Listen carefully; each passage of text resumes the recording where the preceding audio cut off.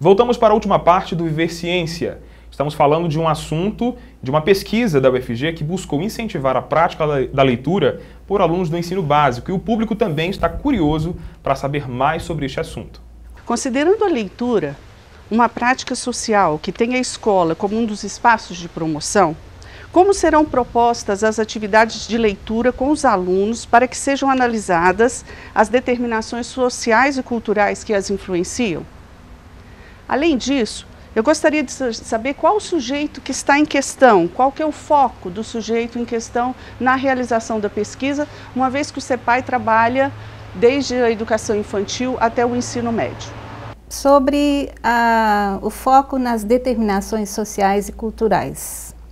Ora, primeiramente, de fato, a leitura é uma prática social de bastante importância, digamos assim, não é? A sua efetivação, na medida em que se acredita que a leitura leva o leitor a uma ampliação dos seus horizontes, da sua visão de mundo.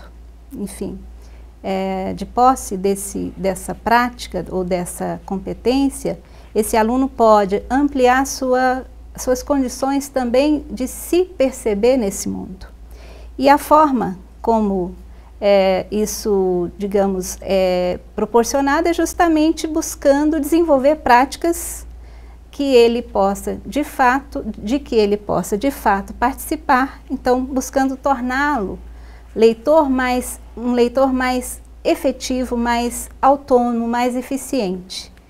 E se nós pensarmos nessas determinações sociais e culturais, nós também temos o próprio horizonte ficcional ou poético, em que se pode tentar levar o aluno, o leitor, a perceber essas determinações sociais, digamos, na trama literária, né? Então, não há como dissociar tanto o universo ficcional, né, o objeto da literatura, que é o próprio homem, a própria sociedade, dessas determinações. Então, na medida em que ele está, de fato, em contato com esse universo, ele está, digamos, desenvolvendo uma percepção desse universo, né? E do ponto de vista da contribuição social da escola, acredito que seja justamente a partir do momento em que se disponibiliza a esse jovem leitor textos e também propostas que motivem a leitura. O aluno, primordialmente, nós não temos uma limitação, o aluno da primeira fase, da segunda fase do ensino médio, são todos os alunos. E a pesquisa também não se restringe aos alunos do CEPAI, né? Ela tem um foco também no professor, na formação do professor, à medida que o CEPAI trabalha também com as licenciaturas, com os estágios, né? Com a formação do professor.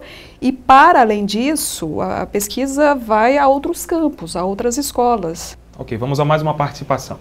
Eu gostaria que as professoras comentassem um pouco sobre essa questão, né, que ainda existe de professores e professoras que formam decoradores de regras gramaticais, mas não formam leitores, como se não fosse possível atrelar a gramática à literatura, a gramática à leitura de textos não apenas literários, como textos expositivo-argumentativos, né? Então, gostaria que elas comentassem sobre isso, sobre esse mito que se tem sobre ensinar ou gramática, ou literatura, ou redação, digamos assim, né? Que muitas escolas separam isso como se não fosse a mesma coisa, língua portuguesa. A leitura do texto literário pode levar o aluno, por exemplo, a produzir um texto. Então, estaríamos já contemplando a redação. Então, a gramática da língua, ela está presente num texto. Pode-se explorar essa gramática justamente em função do sentido que se pode construir naquele texto. Então, não vejo por que definitivamente separar. Olha, Maria Clara Dunk, via Facebook, ela fala o seguinte, interessante a história dela. Eu passava as manhãs na sala dos professores, no campus da UFMT, enquanto minha mãe dava aula de português. Para me distrair, ela deixava a mesa cheia de livros infantis, fora que minha mãe sempre fez questão de me presentear a mim e ao meu irmão e seus afilhados com livros. Foi assim que eu tomei gosto pela leitura. É tudo uma questão de incentivo, nós falamos disso ainda há pouco a respeito. E também a Heloísa Amaral disse que sempre via seu pai lendo algo e por isso começou a se interessar por esse mundo. Rogério Andrade diz que vários outros se lembram da importância, ele e vários outros, na verdade, lembram-se da importância da coleção dos livros Vagalume. Inclusive, nós falamos sobre isso essa semana, né? Foi muito divulgado e tal, e isso foi até um gancho para que as pessoas viessem a participar. Muitos disseram, não, eu lia os livros da coleção Vagalume. Wilton Araújo, Cecília Teixeira, Delma Pimentel e Josefina Amélia Alvarenga disseram que leram todos os livros da coleção e que isso acabou criando desde cedo o hábito pelo gosto da leitura. Seria realmente isso, inserir no contexto infantil, na rotina da criança, esse hábito de ler? Esse objeto que é o livro e acaba que é o livro e a prática. E, evidentemente, as pessoas em volta também demonstrarem o interesse, o gosto. Quer se tornar um pesquisador? Chegou a hora de saber como é possível fazer pesquisa a partir da graduação no curso de letras da UFG. O aluno da letras, a partir do momento que ele ingressa no curso, ele já começa a conhecer os projetos de pesquisa dos professores. E no segundo semestre, ele já pode se candidatar a uma bolsa de iniciação científica, dependendo da sua nota, do seu desempenho, né? Porque a seleção para a bolsa de iniciação científica, ela é muito concorrida. A Faculdade de Letras, ela oferece, na pós-graduação, em nível stricto sensu, que é o programa de pós-graduação em Letras e Linguística da Faculdade de Letras, o mestrado e o doutorado. Mas a Faculdade de Letras também oferece, esporadicamente, cursos de especialização que são lato sensu, nível lato sensu, para professores de escolas, pessoas que formaram há muito tempo e querem voltar a estudar. No seu programa de pós-graduação em Letras e Linguística, como se trata de um curso misto, ele oferece duas áreas de concentração.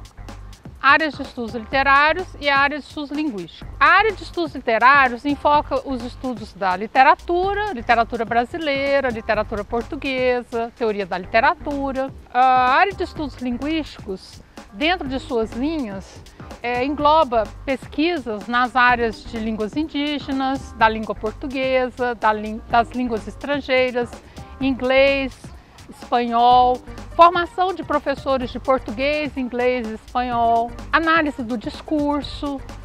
Então nós temos uma gama muito grande de especialidades que o aluno que se interessar pela área de letras pode procurar e cursar no nosso mestrado e no doutorado.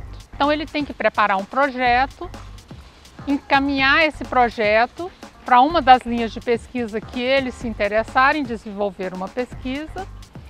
A segunda etapa é uma prova específica de conteúdo, então ele também tem que estudar, existe uma bibliografia básica que fica sempre disponível no site. Quando a gente divulga o edital do processo seletivo, ele pode procurar essas referências, comprar os livros e estudar. E a terceira etapa do processo seletivo, que consiste em uma entrevista. Então, ao final de todas essas etapas, o aluno ele vai ser aprovado ou não para o mestrado e o doutorado do programa. Bem, estamos chegando ao final do programa. Professora Célia, muito obrigado pela participação, por ter atendido o nosso convite. Eu agradeço, acho que é uma forma também de divulgarmos a nossa pesquisa. Eu acho que a prática da leitura literária, eu especificamente volto as minhas pesquisas para a leitura de poesia, o que não é algo fácil, porque há uma resistência muito grande em relação à leitura de poesia. E Mas, enfim, acho que à medida que quanto mais divulgamos, tanto melhor podem ser os resultados que a gente obtém com isso, né? Então, é isso, agradeço. Professora Maria de Fátima, também foi um prazer recebê-la aqui desde o início da construção das reportagens, ela nos atendeu muito bem. Obrigado pela participação. Alguma consideração que a senhora queira fazer? Eu também agradeço. Bem, acho que é interessante colocar a necessidade de reafirmar o espaço da sala de aula, pensando nos meus colegas, né, nos professores, como um campo vastíssimo e muito frutífero para a pesquisa, né? Então, gostaria de reafirmar isso. Obrigada. Muito obrigado. Para você que nos acompanhou nesse universo das pesquisas acadêmicas, muito obrigado pela audiência. Na próxima semana, vamos mostrar por meio de mais um estudo da UFG como o conhecimento científico está presente nas nossas vidas. Continue acompanhando a programação da TV UFG.